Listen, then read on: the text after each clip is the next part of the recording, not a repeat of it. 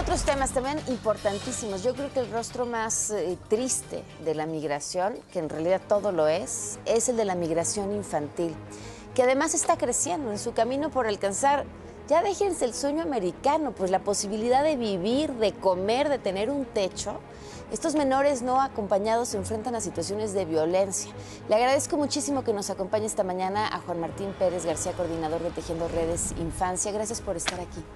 Querida Pamela, gracias por esta oportunidad. ¿Qué está pasando con los menores que viajan no acompañados? ¿Cuál es el otro lado de su historia y cómo cruzan por nuestro país? Mira, lo primero que tenemos que tener presente es que todo mundo sabe, o sea, me refiero a las familias, los niños y niñas, que migrar es muy peligroso. Y creo que esto ayudaría a dimensionar de qué tamaño es la realidad que dejan. Las condiciones de violencia, en el caso de adolescentes, las mujeres adolescentes, si no migran, pues serán víctimas de explotación sexual o otro tipo de temas. Ajá. Los hombres adolescentes que no migran serán reclutados o forzados a otras actividades. Las familias aceptan o prefieren que salgan solos o en grupos para tratar de protegerse o salvar la vida. Hay como una expectativa de poder lograr cruzar a los Estados Unidos o cuando menos no estar en ese lugar. Entonces, esto es súper importante. Segundo, hay que asumir que en la etapa de la adolescencia, que es un segmento que mayor tenemos número de niños migrantes, aunque está reduciendo, también están construyendo su identidad, su pertenencia, redes, entonces también esto les ayuda a sentirse como con un poco más de seguridad para poder hacer. Pero hay que insistir que el trayecto por la ruta de México es muy peligroso, toda la ruta está controlada por el crimen organizado.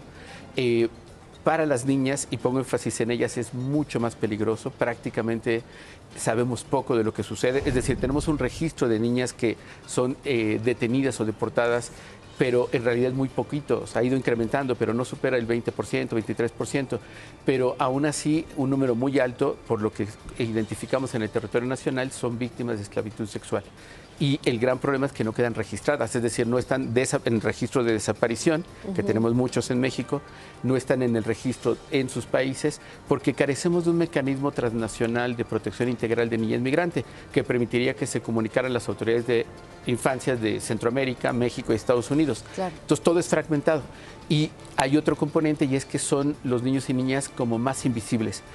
Todo mundo, cuando hablamos de migración, pensamos en hombres adultos, trabajadores o incluso en algunas mujeres, pero cada vez son más los niños y niñas que están viajando, algunos con sus familias, un número importante, pero cada vez más los llamados niños no acompañados. ¿Qué pasa con ellos?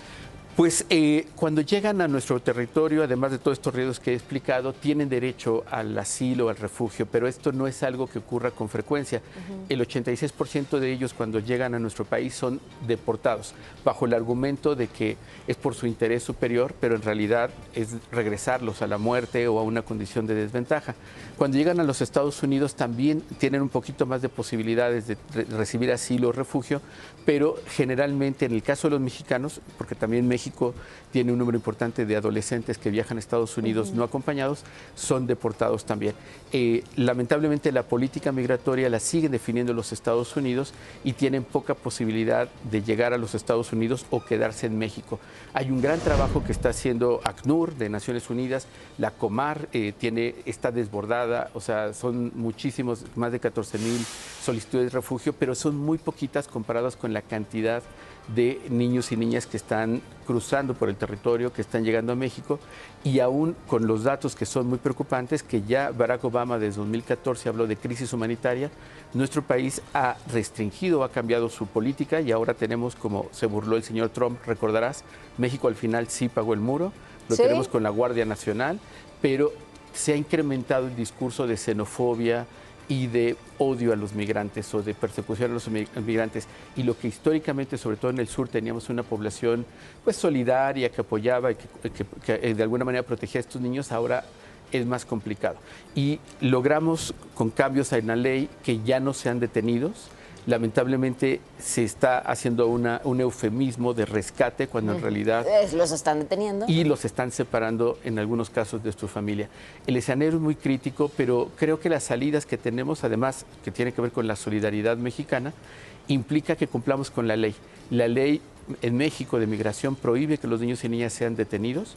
Los niños y niñas deben de tener derecho al asilo, al refugio, y si se tienen que tener protegidos, tiene que ser en familias temporales, no en albergues, porque eso podría representar riesgos para ellos y para ellas. Pues Juan Martín, muchísimas gracias por acompañarnos con esta información. Gracias. Gracias, muy buen día.